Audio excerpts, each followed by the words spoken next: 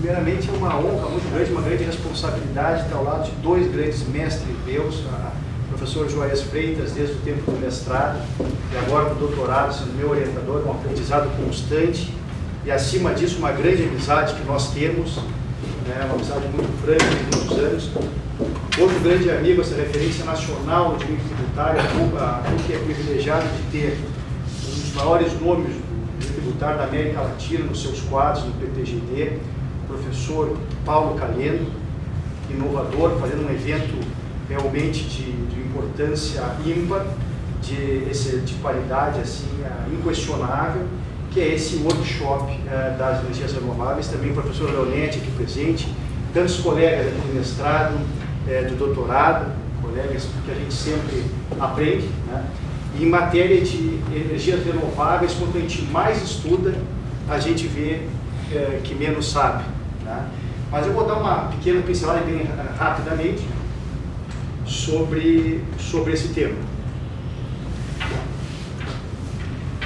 Eu estive no último ano na Universidade de Colômbia pesquisando sobre as mudanças climáticas. Eu acho que o grande argumento para a indústria, para as renováveis, é justamente essa questão das mudanças climáticas. As temperaturas têm aumentado, né, de uma forma comprovada cientificamente nos últimos anos, e a alternativa para isso é essa virada da indústria dos combustíveis fósseis para as energias renováveis, não há dúvida nenhuma. Essa é uma obra importante do professor Michael Girard, da Columbia University, né, sobre o direito das mudanças climáticas. A todo tempo as energias renováveis são citadas e trabalhadas junto com o direito das mudanças climáticas, como não poderia deixar de ser. E um dos argumentos importantes também é que a população mundial tem aumentado de uma forma impressionante nos últimos anos, cada vez consumindo mais energia, né? E dentro de uma economia mundial que gasta todos os anos 5,3 trilhões de dólares em incentivo aos combustíveis fósseis. Vejam que em 1960 a população mundial era de 3 bilhões de pessoas. Hoje, 7,2 bilhões. Numa expectativa conservadora, no ano de 2050 nós teremos 9 bilhões de pessoas consumindo energia em todo o mundo. Existem três cenários. Um cenário conservador, que a população mundial chegará a 10 bilhões de pessoas no ano de 2100.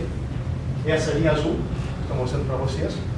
Há um cenário pessimista, que a população pode chegar a 16 bilhões de pessoas em 2100. E há um cenário ideal, que seria a população mundial diminuir de 7,2 bilhões de hoje para 6,2 bilhões até o ano de 2100. Seria esse um cenário ideal de sustentabilidade, de consumo sustentável de energia. Aqui também se observa outro argumento importante, que eu acho que é importante que os governos que estimulam as energias renováveis utilizem, que é justamente o aumento da concentração de dióxido de carbono na atmosfera. Nós podemos observar que em 1960 a concentração de dióxido de carbono na atmosfera era de cerca de 300 partes por milhão, e hoje chega a quase 400 partes por milhão.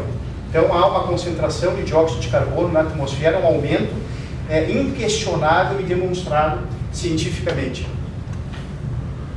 Aqui também um gráfico que também demonstra o problema do aquecimento global, tá? Jamais essa linha de concentração de dióxido de carbono de 300 partes por milhão foi cruzada ao longo de 650 mil anos, né?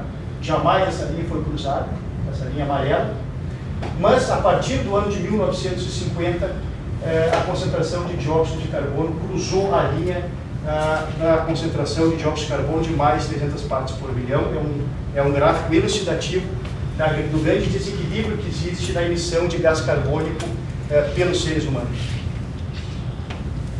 Aqui também o direito da energia renovável nos Estados Unidos, ele está apartado do direito administrativo, apartado do direito ambiental e apartado do direito tributário. Eu fiz essa cadeira na Columbia Law School, tá? Onde se estudam os marcos regulatórios de cada fonte de energia e após se estuda também os precedentes das Cortes Federais, né, e também da Suprema Corte sobre as energias renováveis. O professor é também o professor Michael Tihar, que lidera esse centro de pesquisa na Columbia Law School. Também aqui um mapa dos Estados Unidos, os estados que estão mais investindo em energias renováveis. Observa em energia solar, podemos observar que a Califórnia lidera, né? Na biomassa, a Flórida, a Califórnia em segundo lugar. Na energia eólica, Texas, Iowa, Califórnia e Illinois. A Califórnia tem uma tradição grande de renováveis. Nos Estados Unidos, inclusive, tem um mercado do cap and trade em pleno funcionamento lá. Tá? Também a fonte das hidrelétricas. Tá? As hidrelétricas, Washington lidera, também a Califórnia em segundo. E a geotermal, a Califórnia assume a liderança nas renováveis. É apenas um mapa. Eu estou apenas dando uma ilustrada para vocês, para que vocês tenham uma noção como os estados americanos estão distribuídos em matéria de exploração de energias renováveis. Mas existe uma verdadeira contradição. Os Estados Unidos têm exportado cada vez mais petróleo cru, né? Observa aqui uma medida de milhões de barril por dia, que no ano de 2015 chegou a quase 500 mil barris de petróleo por dia de óleo cru exportados. Isso é um grande problema, porque todo esse óleo vai ser queimado, né, geralmente em países de terceiro mundo, aumentando então a emissão de gases de efeito estufa em todo o mundo. Os Estados Unidos, então, eles têm aumentado a exportação de petróleo, financiado principalmente com leis aprovadas por senadores do Partido Republicano, que são financiados pela indústria dos combustíveis fósseis. Aqui também pode-se observar que a energia nos Estados Unidos, quase 40% vem do petróleo, né? 8,6% de energia nuclear, 25% de gás natural, 21% de carvão e apenas 8,2% de renováveis. Esse é um grande problema. O maior consumidor por setor de energia nos Estados Unidos é o transporte, 28,1%, né? E o menor é a energia gasta no setor comercial e também nas residências, 11,2%. Aqui também demonstrando um estudo de 2002 a 2008, que demonstra que foi investido subsídios na indústria dos combustíveis fósseis, foi de 72,5 bilhões e na energia renovável apenas 29 bilhões de dólares investidos nesse período. E esse é um grande problema que após a COP21, após a Laudato Si do Papa Francisco, que reconheceu as mudanças climáticas como uma realidade e também que o ser humano é o responsável por ela, né, cada vez mais se torna obrigatório se investir na energia renovável e se cortar esses incentivos para a indústria dos combustíveis fósseis. Aqui também, já falei sobre isso.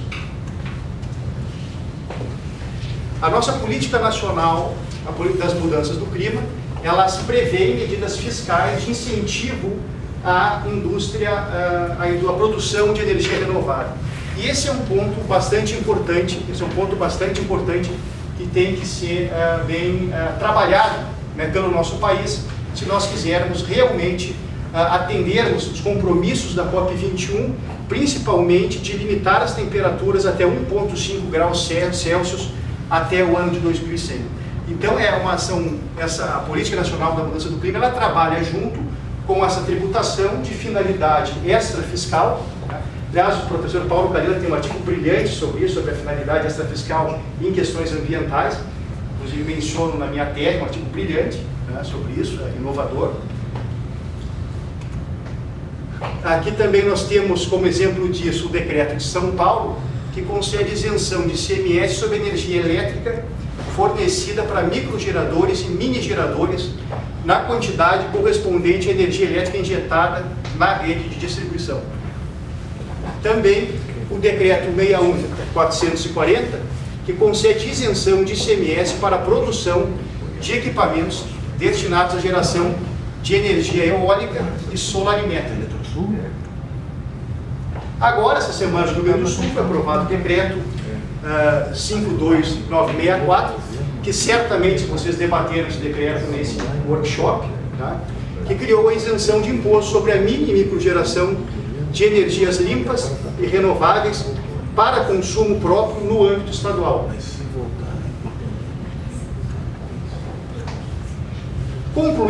Concluindo a minha exposição brevemente, como manda esse painel de encerramento, né, para não tomar muito tempo dos senhores que devem estar cansados já essa hora, depois de 2 dias de debates riquíssimos. Conclusão que se pode chegar sobre tributação e energias renováveis. Isenções fiscais não bastam. Importante precificar e tributar o carbono, investir a receita em novos subsídios para a produção e distribuição de energia renovável. Essas medidas devem ser implementadas de modo conexo com o Cap and Trade. Lembrando que as alternativas principais para combater as mudanças do clima são a precificação e tributação do carbono e também o mercado do Cap and Trade, que tem funcionado muito bem na Califórnia, regiões dos Estados Unidos, Canadá, países nórdicos, né? E agora também a China está implementando o Cap and Trade. Há cerca de 3 meses atrás iniciou a implantação do Cap and Trade. Então, esse é o caminho. Cap and Trade e tributação sobre o carbono. Muito obrigado.